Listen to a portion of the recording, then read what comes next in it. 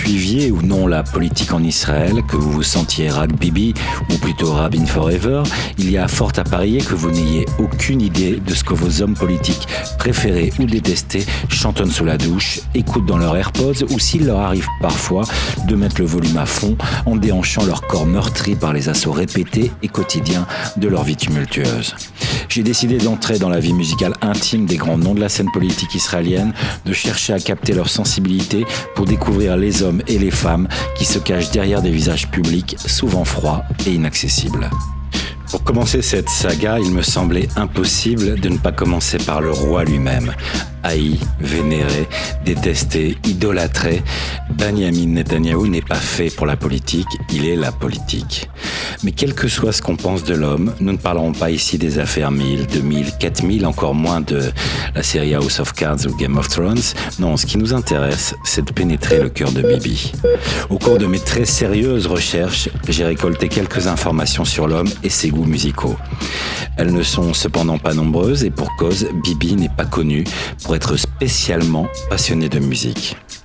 Mani Naftali, l'ancien surintendant de la résidence du Premier ministre, donc très très proche de lui, a déclaré au journal Walla en mars 2019 « Pendant les 2 années où j'ai travaillé pour Netanyahou, je n'ai jamais vu Bibi écouter de la musique. » Propos confirmés par Robbie Mann, homme d'affaires et ex-ami intime du couple Netanyahou. Bibi n'a pas de temps pour la musique, 95% de son temps est en politique. Même quand il va aux toilettes, il s'intéresse à la politique.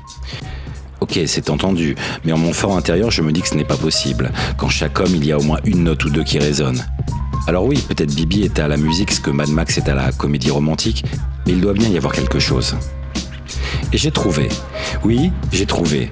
Des heures et des nuits à parcourir le net jusqu'à ce que je tombe sur quelques interviews télé au cours desquelles l'homme se livre non seulement à quelques confessions musicales, mais se prête au jeu de pousser la chansonnette. Si.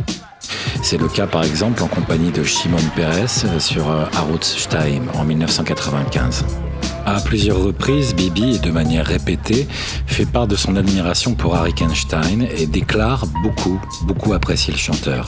En 2014, de nouveau avec Shimon Peres, mais cette fois plus en tête-à-tête, puisque remarquez le personnage à droite, un grand dadé du nom de Benny, entendez Benny Gantz.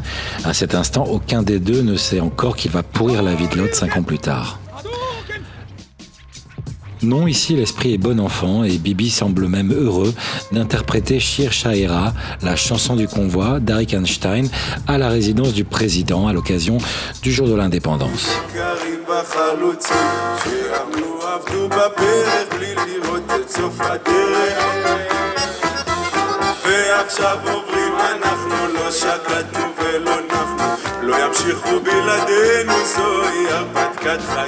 Dans un autre registre, on le voit aussi dans la même émission, presque piaffé de bonheur, lorsqu'il peut révéler au monde la manière dont il maîtrise les paroles de Atefila, la prière, le titre d'Ofra Haza en 1981. Ici avec Idan Hamdi, le bruit à l'israélien.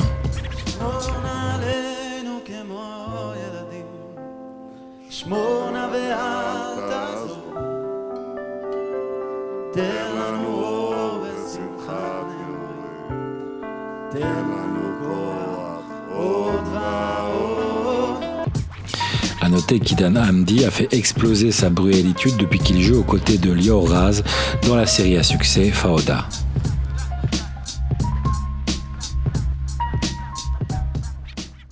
Netanyahou déclare aussi aimer Yoram Gaon et toutes ses chansons sur Jérusalem, ainsi qu'avoir, et on se doute pourquoi, une affection toute particulière pour Eretz Avi, la terre des cerfs.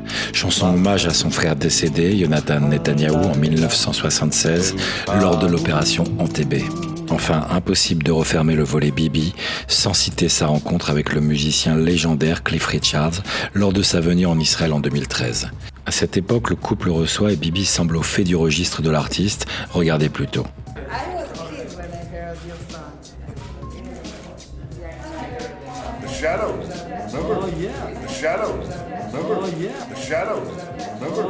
Voilà, c'est tout pour aujourd'hui. On se retrouve très vite.